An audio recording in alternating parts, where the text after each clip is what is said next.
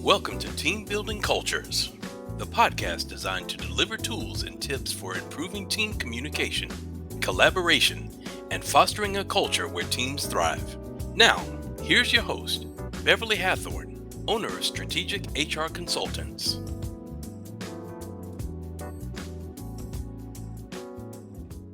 Hello, listeners, and thank you so much for joining another episode of Team Building Cultures, where we believe that an organization's culture is the soil in which all things grow. I am your host, Beverly Hathorn, owner of Strategic HR Consultants. And today I'm very, very excited to speak with Shahrzad Nooravi. Shahrzad is a business psychologist, master certified coach, and founder and CEO of Strategy Meets Performance, a business consulting firm that partners with leaders of mid-sized to Fortune 500 organizations to help them create engaging, innovative, and productive cultures. Dr. Nooravi has been named Trailblazer of the Year, Citizen of the Year, and a voice to listen to for driving positive change in her community. Her new leadership book, A Powerful Culture Starts With You, was rated as the #1 new release in workplace culture and bestseller in business coaching. Today, Dr. Nooravi is going to talk to us about A Powerful Culture Starts With Us and 3 keys to driving an engaging culture where employees stay and give their all. Dr. Nooravi, thanks so much for joining us today. I'm really excited to speak with you. Thank you so much, Beverly. Nice to be here. Yes, I'm excited. So, it's we were talking earlier about how what you do and the way in which you work is in total alignment with my theories and my perspectives and this podcast, because we're all about the culture and we're all about helping organizations and leaders create a culture that help employees want to give their all, to use your words, and to want to stay. So talk to us about how we can improve the company culture, and what does culture exactly mean to you? How do you define culture? Yeah. So when I began working with the client, one of the things that we do is talk about what's going really well in their environment. And then we talk about what can be better. And I define culture as the way things are done around here. But if we go a little bit deeper, it's how the leader behaves, how the leader reacts when there's crises, what the leader is rewarding, how much the leader is listening to people and seeking their input, how open they are. And anytime a leader is open to seeking input and finding out her or his impact, a whole new world becomes open to shaping a much stronger culture. Because a lot of times leaders will be under stress and they'll say, it's because of the industry changes we're having this problem. It's because of the pandemic. It's because of this generation of employees. And yes, all those things are contributors to our problems. And your openness as a leader to seeing the power you have to create change is what will drive that change forward, is what will create an environment where people say, I love the work that I do. I love my company. Whenever I hear people say that, I just feel so happy for them. And I know that a lot of work went into it. And when my clients start doing the work and start seeing the shifts, they'll say, Dr. Shahrzad, I don't know what happened. Everyone's changing. And it's really a reflection of the person changing. So it's powerful work. And I encourage leaders to have that openness, to seek input from their people and start with small changes to make a more positive work environment where people want to stay, where you reduce that turnover, which is such a pain. Exactly. And often that positive work environment, as you just so eloquently stated, it starts with leadership. I have always been one to believe that leadership defines the culture. And so when you see things like high employee turnover and maybe even dissatisfied customers and employees that are disengaged, let's take a look at the culture. As you mentioned, there are other contributing factors, but let's take a look at the culture and see if that's an area that we can get started with the change. So, how do leaders shape culture? How would you say? Yeah, so the first thing is to be open to seeking input on what already is going well and what suggestions people have. So when you have that, you can create a roadmap. And oftentimes, when I conduct culture assessments, I'll find out, like in the areas to work on, people, for example, will say, we're not clear on the vision. We're not clear on the strategy. Our leaders say one thing and they do another. So some ways to shape culture are to first gain clarity on who you are as a company and who you want to be. Maybe there's things you need to change as you continue to grow and expand and offer new services and products. So gaining clarity on that, and then being able to articulate the strategy in 5 or 7 points, the big picture strategy, so everyone understands it in the company, throughout the whole company, and to do it in languages that other people may learn better if English is not their first language. And then the values. What is it that we are doing and how will we do it? How will we work together? And I think values should be 4 or 5 and memorable and integrated into everything that you talk about. And then making sure when your senior team comes up with a new plan or a new set of strategies, that you are all supporting one another and that you are supporting it and that you are walking the talk. It's a craving, I think, we have as humans to see our leaders walk the talk. It is good for our nervous system. It makes us feel secure. It makes us feel proud. And this goes from the home where we want to see our parents walk the talk to our teachers, to our institutions, to our government. And when you are able to provide that, there is a sense of pride and security that people have, and they know that there's transparency and that there's openness. So those are just a few ways that you can shape culture. Interesting, because it basically comes down to respect. And when leaders walk the talk, I love how you say that. When leaders walk the talk, it says to employees, I'm showing you, I'm as a leader, I'm going forth and I'm going to be the example, and I'm showing you how we can do this, because employees also need to know, you mentioned strategy and vision. Employees also need to know how they impact the strategy. They need to know where they fit in this whole thing we're trying to do, and that they're not just another cog in the wheel and that they can be replaced by another cog. They need to know that their job is important, what they do is impactful to the organization and the direction the organization is trying to go in. So, I really like that walk the talk. Probably going to quote that. So really like the way you say that. So tell us what happens, what do you think happens when leaders don't tend to their culture and when leaders don't walk the talk? Yeah. So one of the things that happens is people are not fully engaged, and research from Gallup organization shows that when you're operating as best as you can, but you haven't yet really grasped the concept of deep diving into your culture, that 20 to 30% will be high performing and they're engaged. About half are disengaged, which means they're doing just enough. And then 10 to 20% are actively disengaged. This means they're so angry that they may or may not do things to hurt your business. Mhm. And the question is that 50% of the disengaged or just doing enough to get by, how do you engage them?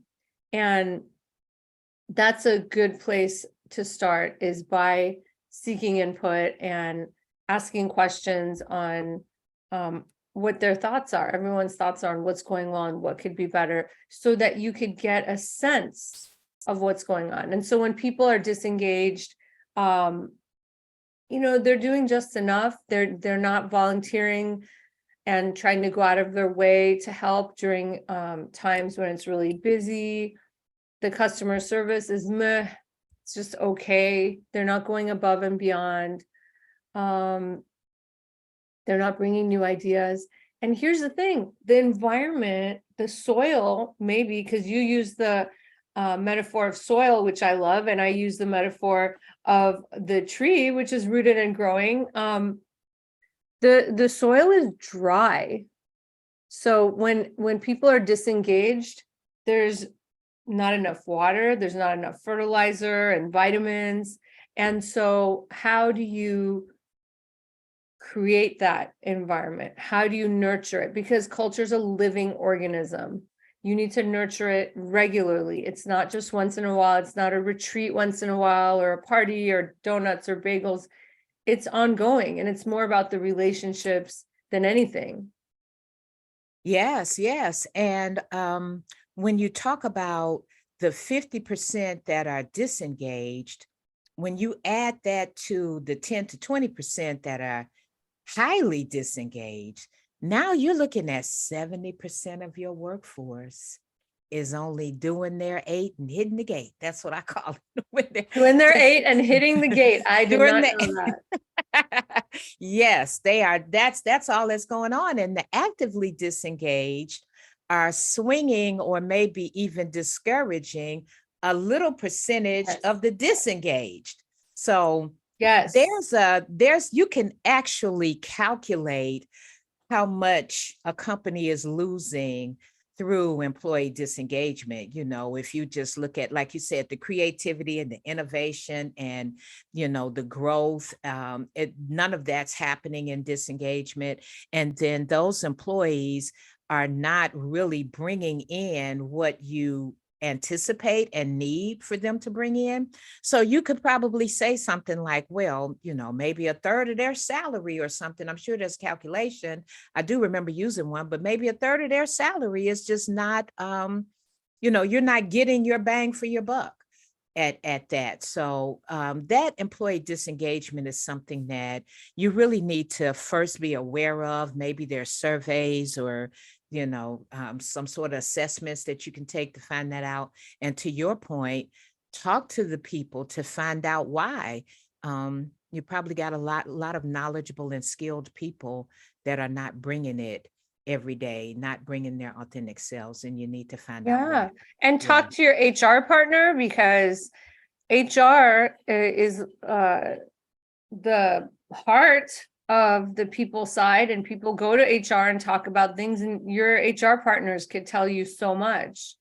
And when it comes to people who are really disengaged and negative, they spread negativity, right? Our emotions are like sponges, and you hang out around people who are negative enough, and you start catching that negative emotion. And I don't know about you, Beverly, but if you've ever hung out with even a friend, a family member, a colleague who's just in a bad mood, and they may not even be saying anything, but you could just their silence, the way they're going about, you sense they're not happy. And then you start feeling not so happy. and you wonder, wait, I was in a good mood when I got here. Why am I in a bad mood? And we are so sensitive to others' emotions, and we catch it. We catch that negativity. And then now we are moving forward. We could have started really positive, but now we are moving forward feeling pessimistic, feeling in a bad mood. If we were going at a 10 of energy, we're now at a 4 or 5. And so it's so important to uplift one another and create environments. And I would also say coach up or coach out. Some people may not be a fit, not just in skill set, but behavior and attitude and values. And I always share with my clients, you have to look at both when you're looking to promote someone. It's not just that they brought so much revenue. It's not that they have a great skill set, but the how that they're doing their work. How are they collaborating with other functions? How are they creating a positive environment? And sometimes people will be high performers and they'll be awesome with customers, and it ends there, and they're terrible with their colleagues. And you have to make a decision of what to do. I totally and completely follow you on that. And, I do also understand, as I mentioned earlier, that not working on your culture can impact the bottom line in terms of employee disengagement. So, how would you say we could go about those? So we know that we can use assessments and surveys or whatever, maybe to identify the percentage of disengaged employees, but how would you say that leaders can go about actually identifying and maybe correcting or coaching up and coaching out? What should leaders do when they've determined that employees are disengaged? So I think asking questions in one-on-one meetings, finding out from the employee, what do you think you're doing well? What do you think you need to work on? Because a lot of times people have an idea of that. So you don't even need to start that conversation. Just taking a coaching approach and asking these questions will help uncover some challenges they may have. And maybe they worked in companies before where they couldn't really communicate those challenges, and they're bringing that behavior here. And if you create an opening and take a coaching approach and just ask open-ended questions to help them understand and discover what the challenge is, what their part is, what are some new things you could do. I have in my book, A Powerful Culture Starts With You, a coaching model, and it's called Drive It. And I've literally, for each of the steps of Drive It, created questions that you can ask. And this is available on apowerfulculture.com, and you can sign up and get access to this and other forms that will help you look at your culture, create a coaching culture, and create an aligned senior team. So this one is called Drive It. And, for those of you who have done some coaching but need a refresher or haven't really done it, it literally goes through questions that you can ask. And remember to do it in an environment where it's quiet, that you've set it up with the person before. You say, can I ask you some coaching questions around that? And you're really asking in this scenario, not telling. And you're trusting that the person has the answers within them. Now, if it becomes a skills kind of issue and you discover there's certain skills they don't have, then you could say, if it's helpful, I have some resources and tools around that, right? And then, or you could say, I have some advice on that. If it's something where they don't know what they don't know, and it's not about coaching, it's about skills. Okay. I really like that you said in this Drive It model, some of the beginning steps sounds like to ask for permission to coach, not, so that probably sets the employee on a better playing field than if they were being disciplined suddenly. And feedback is only as good as how it's delivered. If it's not delivered properly, it's not going to work like you want it to work. So I love that you said, one of the first things is, you set it up by saying, well, what do you think you could do better? And, if it's, I have some helpful information, there are some, here's some tools or here's some training that you might want to take advantage of. Not, well, here's what you need to do. And you need to start this training Monday and you need to do, so that puts it in a whole different, because we all know that presentation is everything, presentation is big. So that puts it in a whole different framework.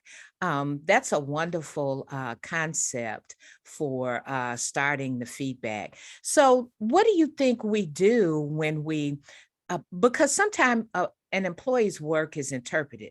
They may be thinking they're doing an awesome job, and you're like, oh my gosh, she needs so much help, so what do you do when employees kind of push back with that and don't want to engage or better themselves, or even worse, when they take it personally. Yeah. And they will do all of that. I think one thing that's really important in any performance management process, or even a casual feedback process, is to first find out the self-assessment in advance. So let's say you are having a meeting with the person on their performance, whether it's a formal review or in between the formal reviews, because you should be doing this regularly. There should never be feedback given 3, 6, 9, 12 months later. It should be within a few days. And you are asking the person to think about and be ready to share with you, either in paper or in the meeting, what you think you're doing well and examples of it, and what areas you want to work on and what you've tried. So you lay out a map for them to look at the whole picture of their performance, and for them to come back thinking about it and sharing it with you. And people will for sure at times give themselves much higher ratings or say things are going much better because there's a lack of awareness, and it could be a lack of awareness of what the standards for performance are. It could be a lack of feedback. It could be a blind spot. And so to have this conversation and help them see the big picture requires you to be walking alongside them, right? Like not running ahead and saying, come on, you're missing everything, and not pushing them from behind, walking alongside them to see what their understanding is, and then helping them understand what great performance looks like, what types of things you would see if they had that, because people want specifics. And all too often I hear that managers say, well, your communication needs to be better. Well, what does that mean? Does that mean relationship building with people across functions? Does it mean presentations? Does it mean emails? So as someone who is seeking input, the person's going to want to know some specifics. So as a manager, make sure that when you are going into that meeting, you're fully prepared with examples, things that have recently happened, not old things that you never talked about, 3, 4, 5 months ago. And when the employee gets defensive, to be still.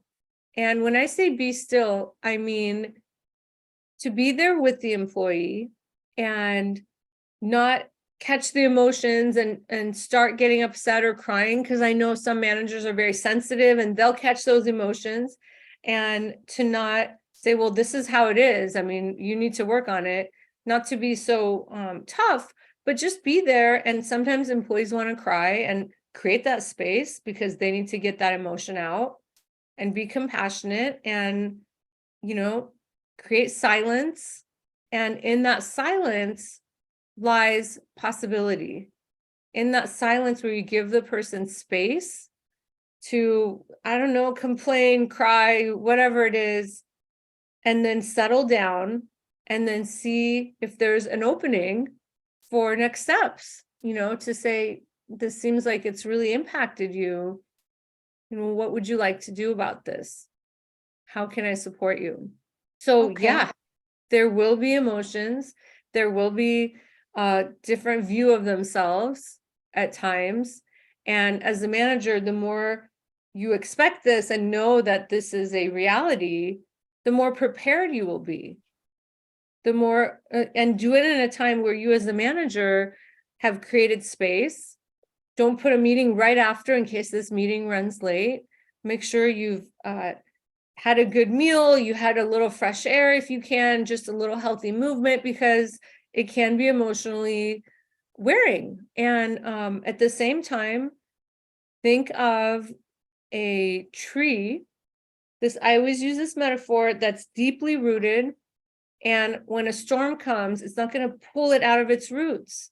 You're going to be centered and resilient and meeting the employee where the employee is and guiding the path together. Really good, really good. I like the metaphor of the tree. And I'm as you're speaking, I'm listening and I'm thinking this also sounds like there's a need to build a relationship. There's a need to build a relationship with employees so that they don't feel attacked when you come to them with feedback, so that they are able to accept the feedback. And also, I'm hearing you say it should be conversational. It should be conversational in that you present specific items, not, when I notice that you're not this or you're doing this, or, and again, that's interpretive because I don't know exactly what you're telling me. But if I bring specific items and issues that I've observed, that I have observed, and then, we can talk about what went on within those particular circumstances and how we can make things better going forward. So I hear conversational, relationship, I hear respect. I really like what you said about, if it gets a little, if it starts to get a little anxious or whatever, just give it a minute. Let's just all just, calm down. Let's just all, sit here and get back to center, because we're off to the left or to the right, but let's us just get back to center. And, definitely walking alongside the employee, as you mentioned, to help, what do things look like from their perspective. When I was coaching teams, I used to do what we call drive-bys, where I would just, come by your desk and just, not to spot anything or anything, but just to chat and say, how's it going? And oh, it's going great, Bev. Everything's good. How's everything with you? Oh, it's good. Just stop by to say hello. Or they might say, oh my God, I'm so glad you came up here because Yeah. I am really struggling with this right here. And then I can reach and pull up a chair and sit down and we can manage that issue right then and there. So again, I worked to build relationships with my team, not just be a shadowy figure over in the corner ready to pounce on them when they. I love that shadowy figure. Yeah, and a lot of people don't feel like they can go to their supervisor with questions or concerns. And I love the idea of, the walk around, and it's something I've always talked about. And I did research 10 years ago on San Diego's fastest growing companies that had been rising every year for 5 years. And one of the things that they shared that they did was exactly that. The walk around, they had their finger on the pulse of the culture, and they were talking to people and getting ideas from them. And that humanizes you as a leader as well. Mhm, People love mhm. it. And if you don't, and if you have been doing it regularly and then you stop, they say, oh, what happened? That was great. That was so helpful. Yeah, yeah. So, and then, you also get a feel of what they struggle with, and you get a feel of what goes on in their little area. We used to sit our employees in pods, and that they kind of maybe face each other or whatever. So the two people in the pod tend to grow a protective nature with each other, so they could collaborate and ask each other questions and help each other. And in that pod, the experience and the skill would be enormous. It would just grow, like you wouldn't believe, because they were sharing that, as opposed to people just working in a silo alone Mm. by themselves. So, they would grow each other and they came to support each other. And a lot of times that built lifelong friendships just by them sitting in that pod and not only discussing work, but in discussing, maybe family or health issues, or, so yeah, I think relationship is really, really big in leading teams. I think that's really very important. So with that, tell me about, how do you think we can create a culture that's diverse and equitable and inclusive? We all know there's a lot of variety in skill and in knowledge in our diverse teams, and because there's a lot of perspectives and there's a lot of different historical values and thoughts that they bring. So how do we create a culture that supports that diversity? Yeah. So, first of all, let's talk about the benefits of having a diverse team in your company. There is so much research. And if you look up benefits of diversity, financial outcomes of diverse companies, you'll see that. And the reason is when you bring people who've had experience from different industries, and I see this at the highest levels of companies, people bringing on leaders from other industries, and that's definitely diverse. People who are from different cultures, different backgrounds, different genders. I mean, a lot of times you'll have a group of leaders and it's all males. If we bring in women, if we bring in people of color, you're basically now getting a lens into your customers because your customers are diverse.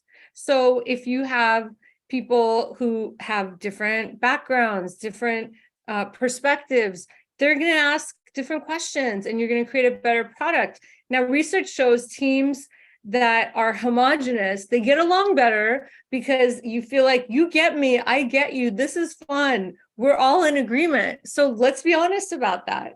But teams that are diverse, they do have a lot more exchanges. They may even have a little more conflict, but guess what? The product, the outcome, the service is better because of the time that went into making it better and having different perspectives. So how do you do that? You make sure when you are recruiting that you are clear on the diversity you want to create. And of course, it doesn't just mean gender and ethnicity, but certainly that's important. It could also mean the different background, different educational background. So be clear on that and make sure your recruiters and those who are interviewing are making sure that they are not having biases, to be aware of their biases, because we all have them. We just need to be aware and make sure you're interviewing in a way that you're learning the most about the person and their experiences. And then once you bring them on, so diversity is one thing, is bringing on different people, different backgrounds. Inclusion is making sure people feel comfortable in your environment, that they could be authentic and be self-expressed in your environment. So that's another part of it. It's really important. In big companies, there are ERGs, employee resource groups, where people can meet together, whether it's a women's group, the Latin culture, the African American culture, different groups where they can grow together and then create events where they bring everyone else in to understand and celebrate that culture or that group. And then the other thing I want to mention is the way that you can look at your culture is I have in my book a form, it's called Watch It. And there's questions for each of those steps on how to look at your culture. And there's 4 checklists, and one of them is around group dynamics and communication from the top. And one of the things you could do to see, are we communicating in a way that reaches all of our audiences, is look at the communication checklist. Are we creating an environment where all the voices are being heard? There's a group dynamics checklist where it asks you to observe in a meeting who's speaking, who's not speaking. Is it just the extroverts? Is it just the people in power?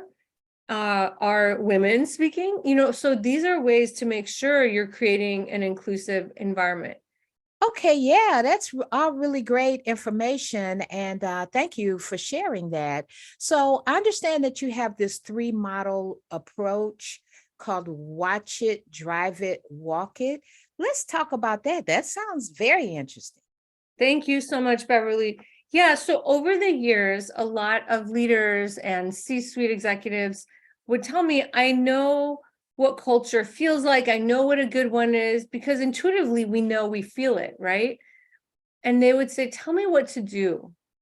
And I loved that ask, because I think to be able to make something that might feel ambiguous into something concrete is so important. So I wrote A Powerful Culture Starts With You, and I created a 3 model approach.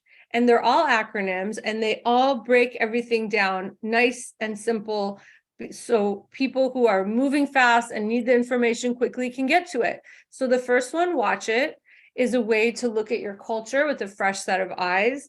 And each step of the model tells you what you can do in terms of walking around, talking to people, handle your ego, because sometimes it's not easy to hear some of that feedback you're seeking. So that is the first one, and it has 4 checklists. The second one is Drive It, which I mentioned before, and that's a coaching model, and that has steps and questions. And the last one, Walk It, is a senior team alignment model. It's something that you can give the members of your senior team to do a check-in on how aligned everyone feels, how much everyone feels they're walking the talk and they're working collaboratively together. And so all of these tools can be found on apowerfulculture.com and also on my website, Strategy Meets Performance, and you click on forms and you sign up and you'll get an email, and then you answer the email so we know you're not a robot, and then you'll get the forms that you wanted in your email box. So this is a new way to look at your culture, to create a coaching culture, to make sure your senior team is aligned. And I encourage leaders to do it with an open mind and have other people take these assessments alongside you, and then have a conversation about it and what you think could be done. Wonderful. Watch it, drive it, walk it. That's right. your 3 model approach. And we can find that and more on your website, Dr. Nooravi. If you would repeat that for us again, please. Sure. The book's website is apowerfulculture.com, and my website is strategymeetsperformance.com. Wonderful tips. Excellent information. This has been really, really a great talk, and I appreciate you spending time with us today.